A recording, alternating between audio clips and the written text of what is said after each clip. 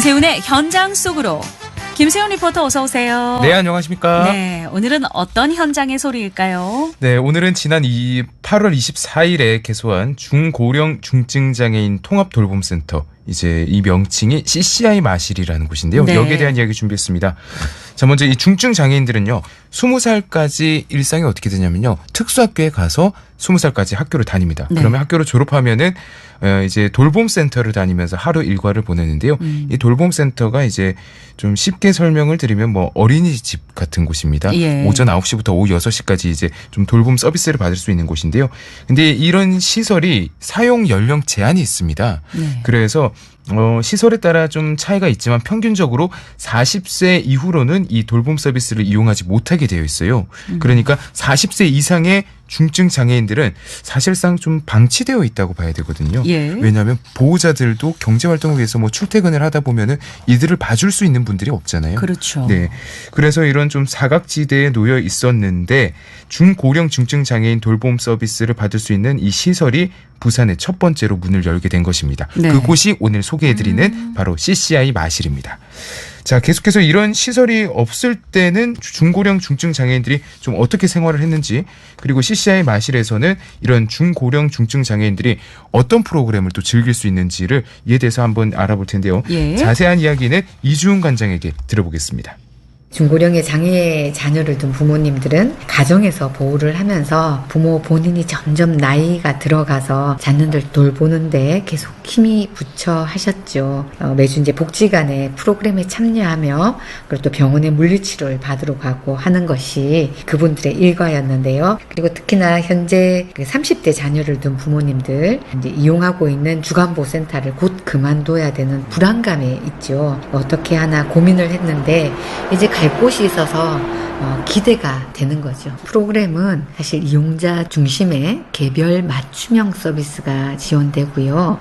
음악, 미술, 요리, 문화요가 등 평생 교육 활동과 함께 AAC라고 의사소통 훈련, 그리고 또 이용자의 신체적 기능 향상을 위한 재활 프로그램, 그리고 또 가족 지원 프로그램, 자립 지원 활동, 그리고 지역사회 관계 활동 등 다양한 프로그램으로 구성되어 있습니다.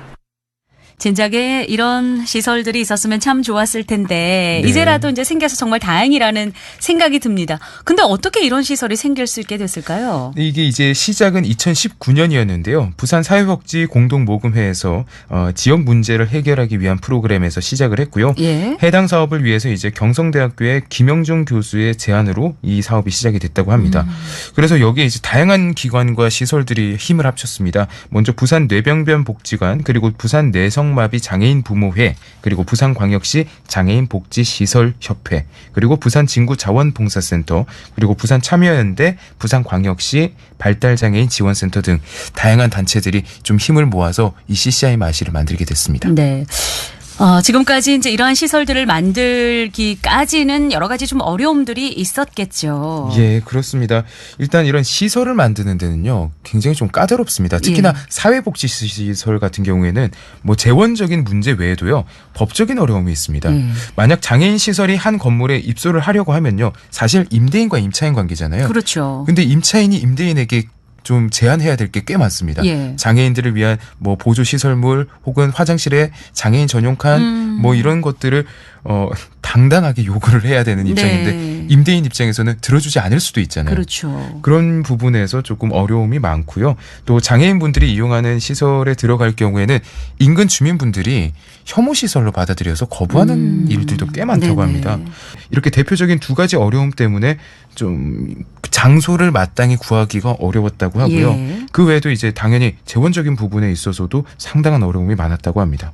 자, 그러다 보니까 이런 시설들이 만들어지기가 지금까지 좀 많이 어려웠다고 하는데요. 이번에 여러 기관과 단체의 협력으로 첫 번째로 중고령 중증 장애인 돌봄센터가 이제 개소가 된 것입니다. 예. 이 시설을 이제 이용해야 하는 이용자분들의 이야기를 한번 들어보려고 했는데, 일단 중증 장애인분들이다 보니까 이용자분들의 이야기를 직접 담기는 어려웠고요. 네. 아마 이 이용자분들만큼이나 보호자분들도 많이 기뻐하실 예, 것 같아요. 그럼요. 그래서 보호자분들의 이야기를 한번 만나보도록 하겠습니다. 부모들이 나이도 많이 먹고 또 이렇게 중증 장애자들을 둔 엄마들은 만나면 항상 이런 센터가 생기기를 원했었는데 우리는 상상도 못했는데 이렇게 빨리 또 이렇게 되게 돼서 너무 고맙고요.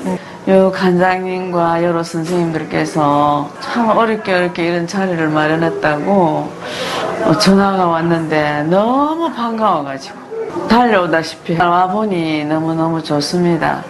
다니는 것만으로도 저희들은 행복을 여기겠습니다.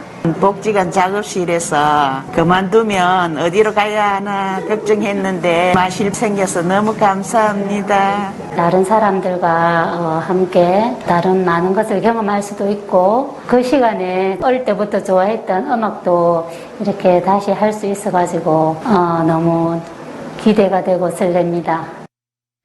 그래요. 이 중고령 장애인분들이 돌봄 서비스를 받을 수 있게 됐지 않습니까? 예, 그렇습니다. 어떤 프로그램들이 있을까요? 일단 중증 장애인분들이기 때문에 신변 처리가 어려우니까 일단 돌봄 서비스 당연히 진행이 되고요. 그 네. 외에 뭐 사회 활동, 재활을 훈련, 그리고 문화 활동, 맞춤형 평생 교육 등 중증 장애인분들이 기존에 이 돌봄 센터에서 즐기는 놀이와 학습 활동 모두 다 할 수 있고요. 네. 또 CCI 마실 같은 경우에는 시설이 기존의 돌봄 시설과는 달리 아주 좀 깔끔하고 좋더라고요. 네. 일단 위치가 시내 중심가에 있고요. 또 내부 인테리어도 카페 느낌이 나게 지어져 있어요.